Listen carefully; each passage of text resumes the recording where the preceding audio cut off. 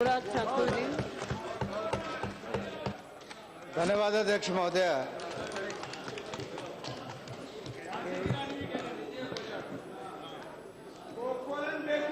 एक आवाज उस नौजवान की जब उसने मरने से पहले एक ब्लॉग लिखा, शहादत देने से पहले। कैप्टन पवन कुमार मात्र 22 वर्ष आयु,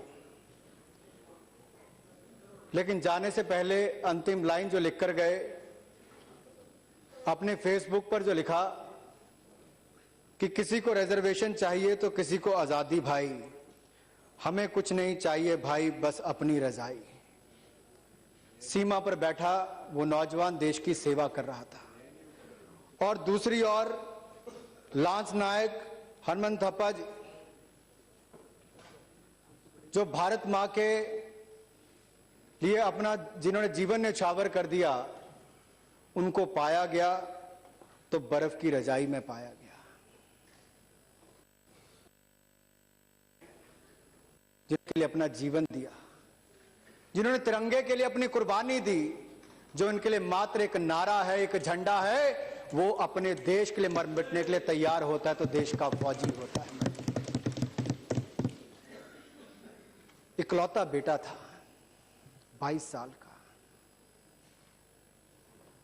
बाप के दिल में क्या आई होगी मैम, मैं आपसे पूछना चाहता हूं, जिसने टीवी के सामने आकर पूरी दुनिया को कहा मेरा इकलौता बेटा था, देश के लिए जीना मरना चाहता था, देश के लिए शहीद हुआ है, मुझे उस पर गर्व है, गर्व है, गर्व है। पूरे देश को उसके ऊपर गर्व है मैडम, लेकिन इनके ऊपर शर्म है, क्योंकि आप उनके घर तो नहीं जा पाए, वो भी जेएनयू के।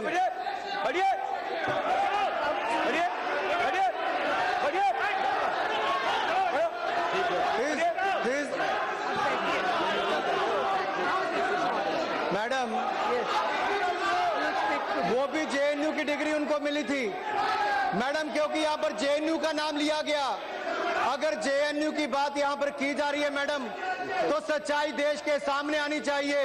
ये केवल जेएनयू को बदनाम करने का प्रयास किया गया।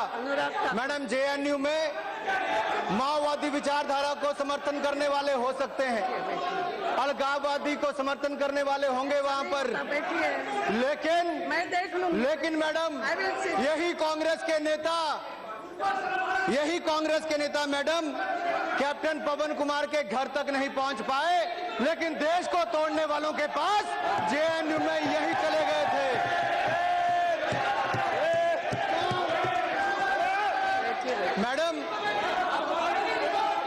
मैडम आखिर क्या हुआ ऐसा? मैडम ऐसा क्या हुआ आखिर? क्या हुआ 9 फरवरी को? प्लीज बैठिए। मुझे कोई अनकॉन्स्टिट्यूशनल, जहां श्रीनगर में, I will see the record, please बैठिए। जहां श्रीनगर में 22 फरवरी को 48 घंटे हमारे फौजी सैनिक भारत के लिए लड़ते हैं, भारत राष्ट्र के लिए लड़ते हैं, वहीं पर कांग्रेस के नेता राजनीति उन लोगों के लिए करते हैं। Are you eating? You are not eating, no? Sorry madam, ये कर रहे हो? Are you eating? Madam I have not taken anyone's name. He is not. ये स्वयं समझदार है, मैंने किसी का नाम नहीं लिया, ये अपने आप। नाम नहीं लिया है, बैठिए।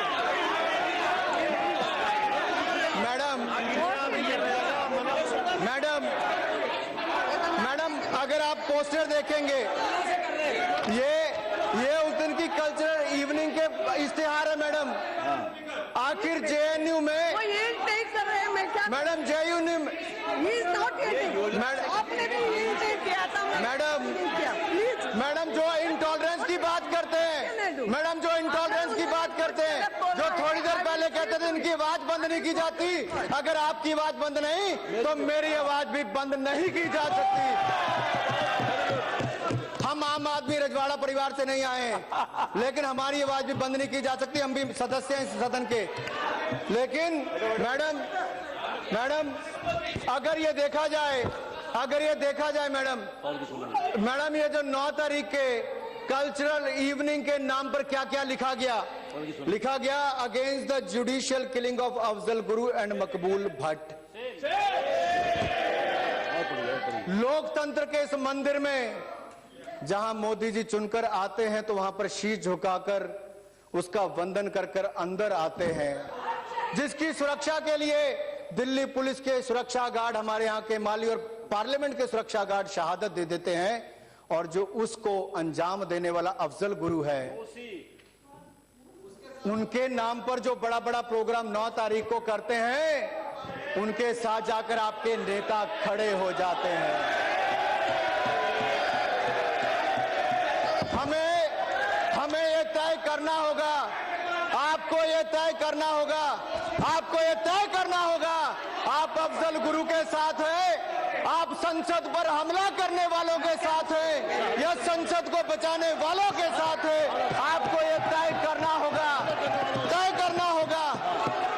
जान लेने वालों के साथ या जान बचाने वालों के साथ हो, यह तय कांग्रेस पार्टी को करना होगा। मैडम, देश जवाब चाहता है, देश जवाब चाहता है, और आज दूध का दूध पानी का पानी हो जाना चाहिए। आज देश जवाब मांगना चाहता है। और मैं मैडम भावुक इसलिए भी हूं, मैं भावुक इसलिए भी हूं कि मेरे दादा फौजी थे, मेरे पिताजी ने इसी सदन में 1 रैंक 1 पेंशन का मुद्दा सबसे पहले उठाया, और हमारी सरकार है जिसने 1 रैंक 1 पेंशन का मुद्दे को भी पूरा किया है। आकर हमने देश के फौजियों के लिए, देश की सेना के लिए, देश के लिए अपनी जान में न्यौछावर करने वालों के लिए भारतीय जनता पार्टी ने करके दिखाया। मैडम, राष्ट्रवाद की बात की जाए, मैं तो वापस उसी मुद्दे पर आता हूं। आखिर 9 फरवरी को ऐसा क्या हुआ मैडम? आखिरकार ये मशाल जुलूस किसके लिए? अफजल गुरु। कौन था अफजल गुरु? पोस्टर। मैं आपसे सवाल पूछता हूं, अरे कहां गए? कहां गए? चले गए? अभी तो मेरे सवाल ही शुरू नहीं हुए मैडम, अभी तो मेरे सवाल ही शुरू नहीं हुए मैडम, अभी तो मैंने सवाल ही शुरू नहीं किया। अब मैं जवाब किससे मांगू? लेकिन आपके माध्यम से मैडम, ये क्या हो रहा है? आई एम सॉरी मैडम, मुझे सवाल पूछना है, आपके माध्यम से सदन से पूछना है। मेरा अफजल गुरु शहीद है।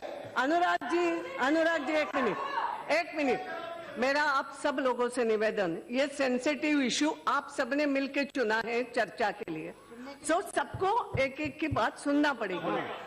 जो स्पीकर को मैं कहूंगी, आई एम सॉरी, ये एलिगेशन होना, नो आई एम सॉरी, आप अपने बारे में जवाब दे सकते हैं मगर नो इंटरफियरेंस, किसी का भी रिकॉर्ड नहीं जाएगा, जो बोलेगा केवल वही बात रिकॉर्ड जाएगी। Please don't try to do this.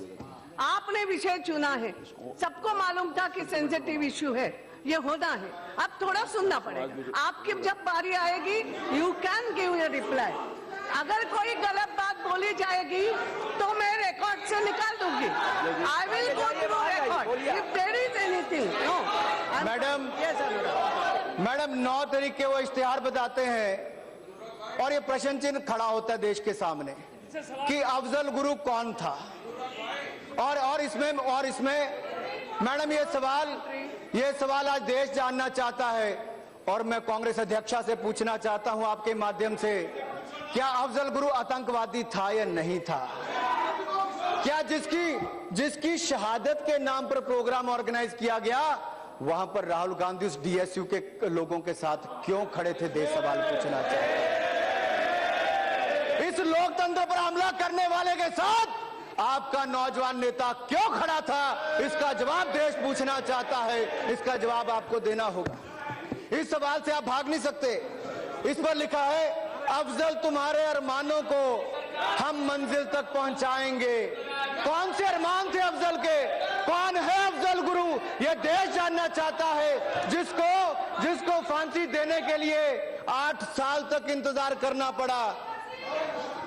केवल उसको फांसी देने के 2014 के चुनाव से पहले आपका बोलने का मौका तय आपको करना है, तय आपको करना है।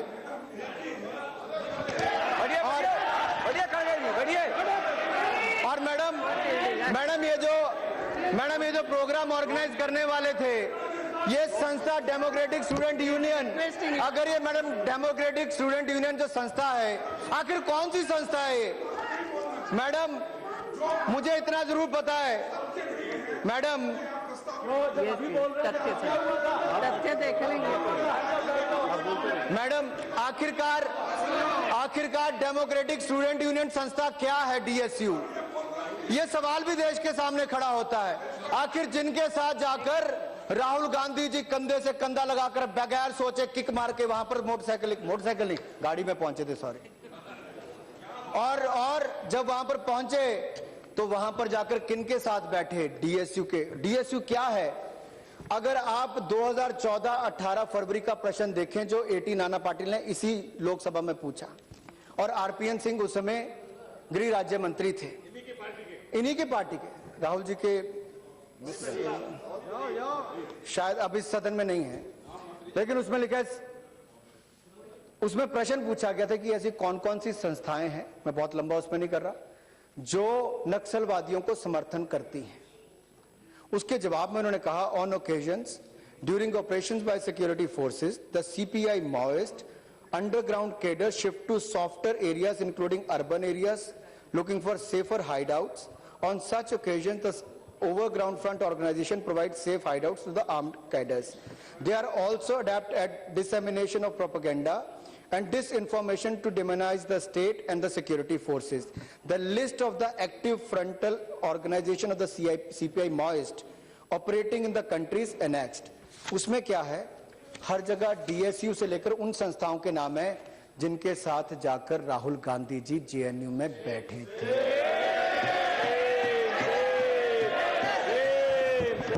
मैडम, एक तरफ इनकी सरकार का ये पत्र मेरा नहीं है, इन्हीं की सरकार के समय गृह राज्य मंत्री ने दिया है मैडम, और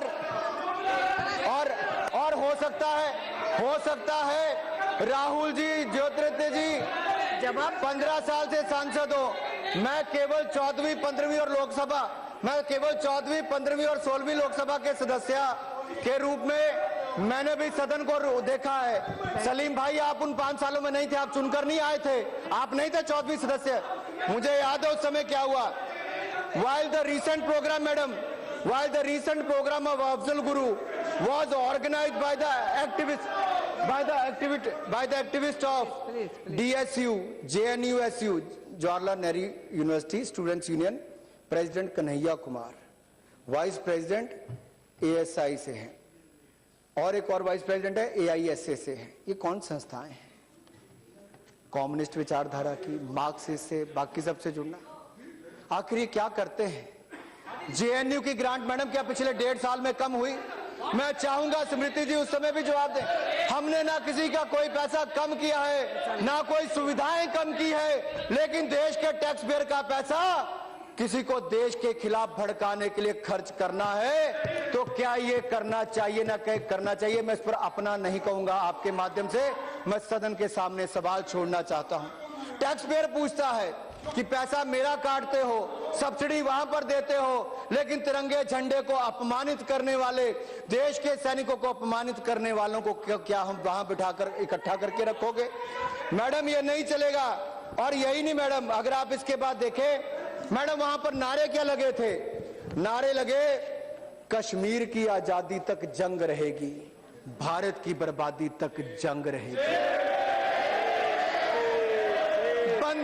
बंदूक आगे क्या कहा सुनिए, अभी तो 6 हैं, 6-7, मैं 25 में से 6 सुनाऊंगा।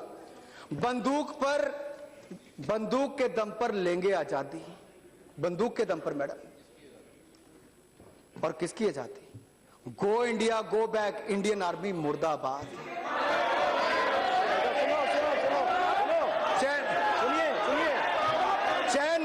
चैन से नहीं बैठेंगे। आगे मैडम, आगे सुनिए, अगर ये भारत के पक्ष में कोई भी एक व्यक्ति है, अगर ये भारत के पक्ष में है और इस सदन पर हमला करने वालों के और सदन पर हमला करने वालों के शहीद कहा जाता है, और उनके पक्ष में क्या नारे लगाए जाते हैं मैडम? चैन से नहीं बैठेंगे, भारत की बर्बादी तक। ज्योतिरादित्य जी, चैन से नहीं बैठेंगे, भारत की बर्बादी तक, ये नारे लगे। भारत के टुकड़े होंगे इंशाअल्लाह, इंशाअल्लाह। ये नारे लगे, भारत के टुकड़े होंगे इंशाल्लाह इंशाल्लाह। और आगे नारा लगा, अफजल गुरु मकबूल भट्ट जिंदाबाद जिंदाबाद। नारे लगे, कितने अफजल मारोगे, कितने अफजल मारोगे, घर घर से अफजल निकालेंगे। कितने अफजल मारोगे, घर घर से अफजल निकालेंगे। क्या ये सदन के सदस्य तैयार हैं कोई और पार्लियामेंट सदन पर अटैक्स देखने के लिए, देश में और आतंकवादियों को बढ़ावा देने के लिए? ये मैडम, अगर इसी कोई फ्रीडम ऑफ एक्सप्रेशन कहा जाता है, अभिव्यक्ति की आजादी कहा जाता है, तो दुर्भाग्य है, ये अभिव्यक्ति की आजादी नहीं है मैडम। और कोई भी अपने देश को तोड़ने के लिए ऐसी देश विरोधी ताकतों को आगे आने का कोई मौका नहीं देंगे। आपने कहा, उन्होंने भी कहा कि भारत के टुकड़े होंगे, भारत के टुकड़े होंगे इंशाल्लाह इंशाल्लाह। मैडम, ये भारत के टुकड़े होने का इंतजार कर सकते हैं, हम अपने टुकड़े करवा देंगे, लेकिन भारत के टुकड़े नहीं होने देंगे, हम नहीं होने देंगे मैडम।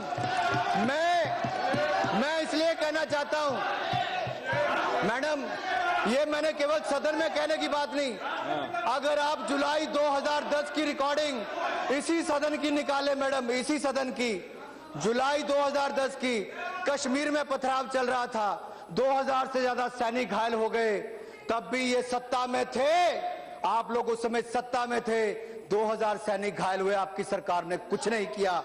लेकिन मैं विपक्ष में था, मैं भारतीय जनता युवा मोर्चा का अध्यक्ष था, इंडिया फर्स्ट का नारा देके पूरे देश का भ्रमण किया, कलकत्ता से कश्मीर की यात्रा, राष्ट्रीय एकता यात्रा की, और मुझे गिरफ्तार किया आपकी सरकार ने मैडम। इनकी सरकार ने मुझे भारत में तिरंगा झंडा फहराने के लिए गिरफ्तार किया, केवल मुझे नहीं, सुषमा जी को, अरुण जेटली जी को, जो विपक्ष के नेता थे, जम्मू की जेल में हमें 26 जनवरी को वहां पर गिरफ्तार करके डाला गया। ये कहेंगे कश्मीर की बात। सोनिया जी, मैं आपसे पूछना चाहता हूं मैडम, मैं आपके माध्यम से पूछना चाहता हूं, जवाहरलाल नेहरू यूनिवर्सिटी, नाम तो नेहरू जी का है,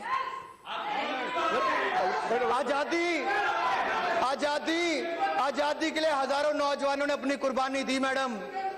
पहला देश का प्रधानमंत्री बनने का मौका मिला तो जवाहरलाल जी को मिला, हमें इससे कोई दिक्कत नहीं है। देश ने आपके परिवार को बहुत लंबा मौका दिया मैडम। उसी यूनिवर्सिटी में जहां देश के पहले प्रधानमंत्री के नाम पर है, उन्हीं के परिवार का सदस्य जाता है और देश विरोधी ताकतों के साथ जाकर बैठता है। बड़ा दुख होता है मैडम। पूरा देश सोचता होगा मैडम, 60 वर्ष इनको सत्ता में आने के लिए दिए, 60 वर्षों में जिस परिवार ने राज किया मैडम, इनके लिए फैमिली फर्स्ट मैडम, इनके लिए family first, party next, nation last, ये इनका नारा है। हमारे लिए nation first, party next, self last, ये हमारा नारा है मैडम। और मैडम, मैं एक बात आपके माध्यम से जरूर कहना चाहता हूं, अध्यक्ष महोदय, मैं सोनिया जी और राहुल जी को कहना चाहता हूं मैडम जी, भारत सरकार और भारत में अंतर है मैडम, भारत सरकार और भारत में अंतर है। आप भारत सरकार की आलोचना कीजिए, दिल भरकर आलोचना कीजिए, मंत्री की आलोचना कीजिए, व्यक्ति की आलोचना कीजिए, हमारी नीतियों की, हमारे कार्यक्रमों की आलोचना कीजिए, लेकिन मेरे भारत की आलोचना मत कीजिए, मेरे भारत की आलोचना मत कीजिए मैडम। मैं अपने भारत की आलोचना नहीं सहूंगा मैडम।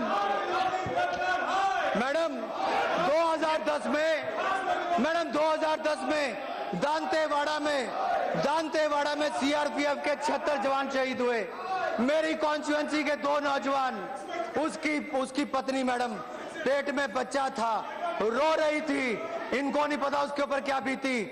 76 नौजवान सीआरपीएफ के दांतेवाड़ा में मारे गए मैडम। पूछिए उनके ऊपर क्या बीती होगी, परिवारों के ऊपर। उनके परिवार गम में थे, लेकिन यही डेमोक्रेटिक स्टूडेंट यूनियन और ये बाकी कम्युनिस्ट संगठन यहीं पर मैडम जवाहरलाल नेहरू यूनिवर्सिटी में जश्न मना रहे थे दांतेवाड़ा में मरे। पानी पानी मैडम मैडम मैडम दांतेवाड़ा के शहीदों के मरने पर जश्न मनाया जाता है, उनकी शहादत पर। याकूब मेनन, अफजल गुरु, मकबूल भट्ट, इनको शहीद दिखाया जाता है मैडम। अरे इंटॉलरेंस यही है, बैठो यहाँ पे। ये एक अकेला व्यक्ति मैडम इसी सदन में कांग्रेस सरकार के पूर्व मंत्री ने, गृह मंत्री, उस समय मैडम देखिए मैडम उस समय कहा गया क्या पॉइंट ऑफ ऑर्डर है? What is madam number? Congress के एक पूर्व मंत्री ने कहा, एक मिनट, क्या रूल नंबर? और यूपी के चुनाव में कहा कि बाटला हाउस कांड, मैडम बाटला हाउस कांड के समय, मैडम एक मिनट, बाटला हाउस कांड के समय सोनिया जी उन नौजवानों के मरने पर फूट फूट कर रोई थी। प्लीज बैठिए ना। पॉइंट ऑफ ऑर्डर क्या? पॉइंट ऑफ ऑर्डर क्या है? Adhyaksha Mahoday, point of order, Rule 353. No allegation of a defamatory or incriminating nature shall be made by a member against any person unless the member has given to the speaker and also to the minister concerned, so that the minister may be able to make an investigation for the purpose of the reply. Provided the speaker may prohibit any member from making any such allegation if the speaker is of the opinion that such allegation is derogatory to the dignity of the House, so that no public interest is served. The fact that he has, I made no, Adhyaksha Mahoday, the fact that he has made a derogatory allegation against the Vice President of the Congress Party, that he was present to support anti-national activities, which is completely against what the truth is. Adhyaksha Mahoday, No point of order. I'm sorry. Adhyaksha Mahoday, the very fact that he has made that allegation, derogatory allegation, which is the furthest from the truth, it must be expunged from the record. Yeah. It must be expunged from the record, madam. Madam, it must be expunged from the record. No. Adhyaksha Mahoday, सभी लोगों ने, everybody. Adhyaksha Mahoday, it must be expunged from the record. Adhyaksha Mahoday, the fact that he said to the Vice President of the Congress. I will see. Madam Speaker,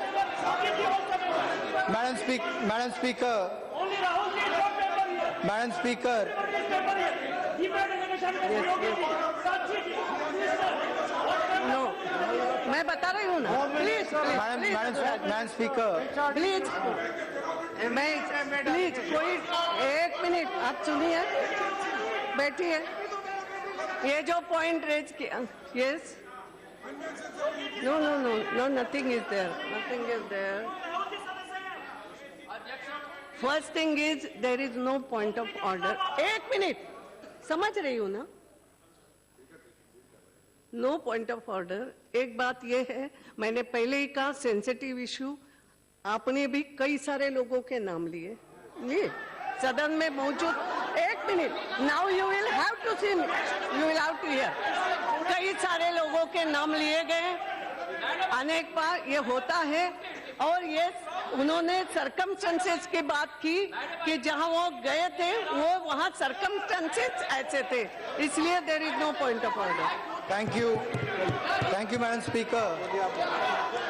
Madam, through you, I want to know from Mr. Rahul Gandhi, if 1975 emergency define Congress Party's democratic values, and doesn't he find a parallel between Srimati Indira Gandhi and Hitler?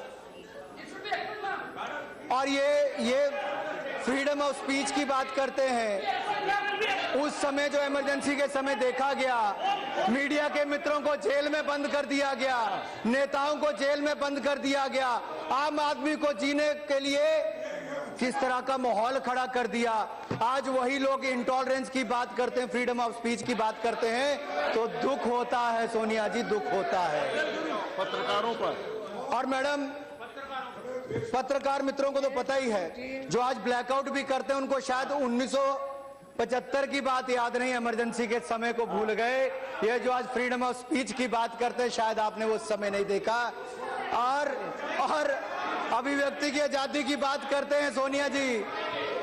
Madam Salman, मैं नाम नहीं लेता madam, पूर्व मंत्री ने एक सभा में कहा बाटला हाउस कांड में, बाटला हाउस, एक मिनट यार जो बोले, बाटला हाउस कांड में जो लोग पुलिस की गोली से आतंकवादी मारे गए, उस पर सोनिया जी बहुत रोई। ये मैंने नहीं कहा, इनके मंत्री ने कहा, पहले मैं रिकॉर्ड दिखाऊंगा। अब मुझे ये पूछना है, क्या इंस्पेक्टर एमएल शर्मा जिन्होंने शहादत दी, उनके घर आप गई या नहीं गई, लेकिन दूसरे के नाम पर आंसू जरूर निकाले, ये दिखाता है मैडम। और इसीलिए मैडम, इसीलिए मुझे याद आता है कि जब वो इंस्पेक्टर एमएल शर्मा की बात आती है तो राहुल जी भी उनके यहाँ नहीं जा पाए, लेकिन उनके घर पर गए जिनका आतंकवादी होने का, जिनके ऊपर आरोप ही नहीं लगे बल्कि उनको मार गिराया गया। इसलिए तय आपको करना है, आप अफजल गुरु के साथ है या संसद के साथ है, भारत के लोकतंत्र के साथ है। अफजल गुरु आपके लिए आतंकवादी है या आपके लिए शहीद है, ये तय आपको करना है। देश आपसे जवाब पूछता है, गांधीवादी विचारधारा होगी या माओवादी विचारधारा का समर्थन करते हो, ये तय करना है मैडम। किसके साथ हो?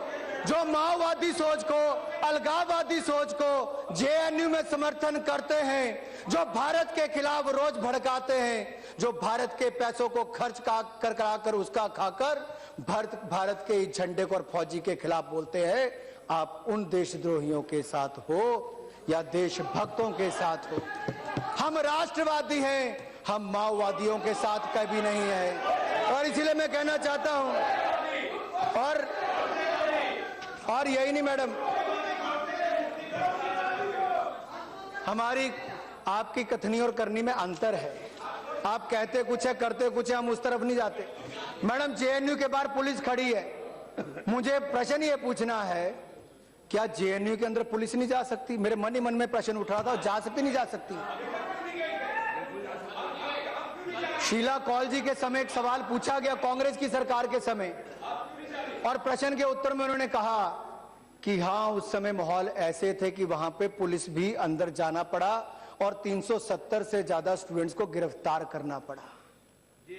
लेकिन आज उसी जेएनयू में अगर कोई देशद्रोह का काम करता है, विद्रोह करता है, कोई विद्रोह करता है, भारत को तोड़ने की, भारत को खत्म करने की बात करता है, तो कोई कारण नहीं पुलिस को रोकना चाहिए।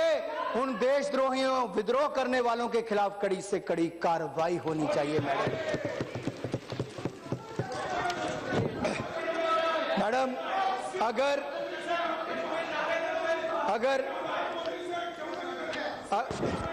ये मेरा कहा हुआ नहीं है, ये आपकी सरकारों के मैं पूरे रिकॉर्ड निकाल कर लाया हूं, एक रिकॉर्ड, कि आप सत्ता के समय आपके आरपीएन सिंह जी कहते थे कि डीएसयू सीपीआई माओइस्ट का फ्रंट है जो माओवादियों को यहां पर रहकर शायद देता है समर्थन, उनकी विचारधारा को आगे बढ़ाता है।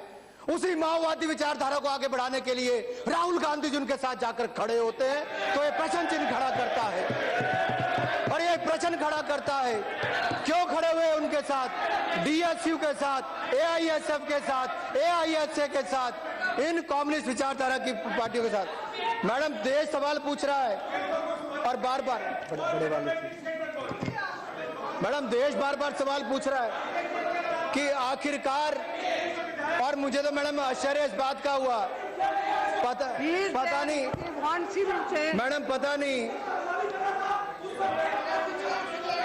मैडम, पता नहीं राहुल जी सच्चाई जानकर गए थे नहीं जानकर गए थे।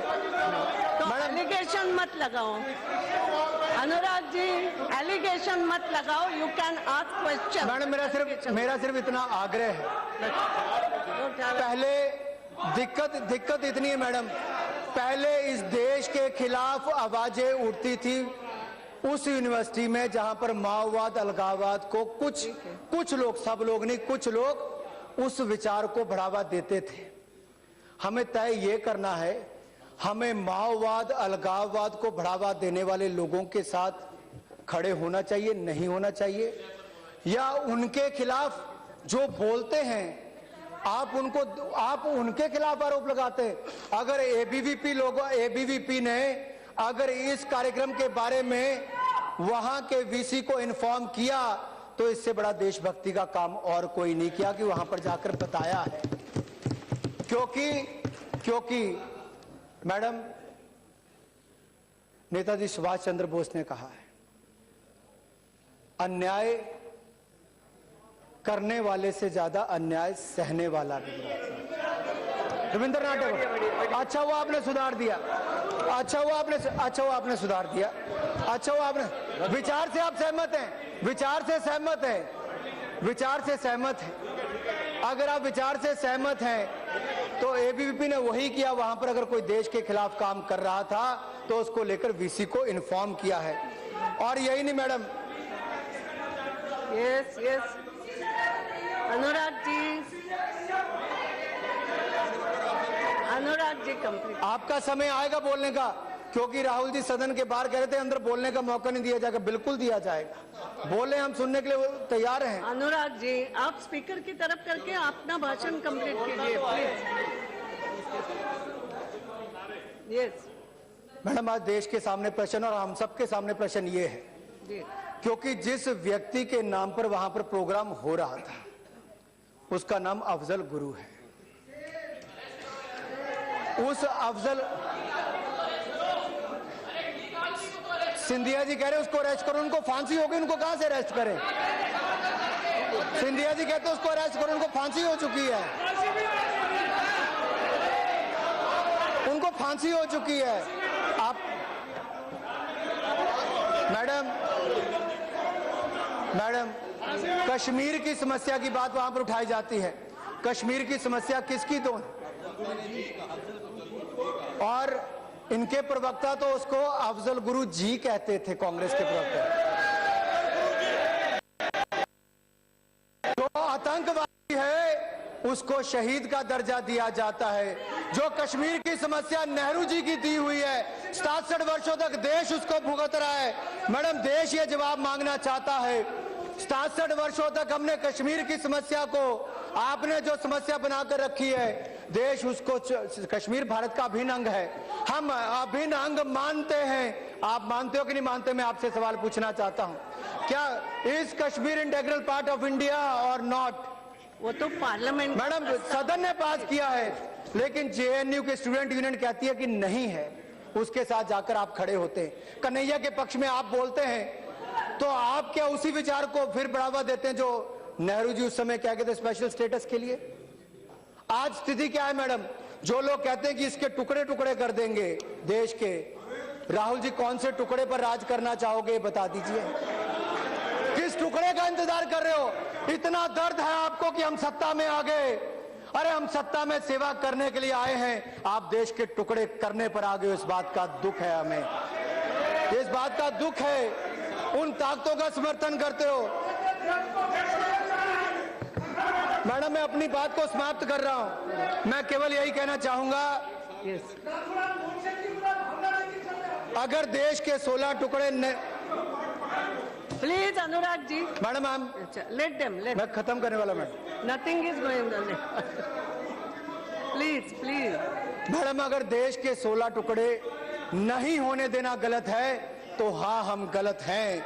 अगर देश में ही देश के खिलाफ नारे देने वालों के खिलाफ बोलना अगर गलत है तो हाँ, हम गलत हैं। अगर इस देश की संसद को बचाने वाले उन शहीदों के खिलाफ अन्याय होने देना गलत है तो हम गलत हैं। अगर आतंकवादी और सेपरेटिस्ट मूवमेंट के खिलाफ लड़ना गलत है तो हाँ, हम गलत हैं। अगर देश का नाम खराब नहीं होने देना गलत है तो हाँ, हम गलत हैं। लेकिन हम वो कोई गलत काम नहीं करेंगे जिससे देश के टुकड़े टुकड़े हो जाए। ना हम उन लोगों के साथ खड़े होंगे जो इस देश को बर्बाद कर दे। हम राष्ट्रवादी विचारधारा के साथ है, माओवादी विचारधारा के साथ नहीं है। और मैं कम से कम एंड में आके वो स्लोगन नहीं मारूंगा कि I am Gandhi, I am not Maoist. मैं कहूंगा मैं राष्ट्रवादी हूं और सदा राष्ट्रवादी रहूंगा। इस देश के लिए लड़ूंगा, देश के लिए खड़ा रहूंगा। धन्यवाद। प्रोफेसर सुगत बोस जी।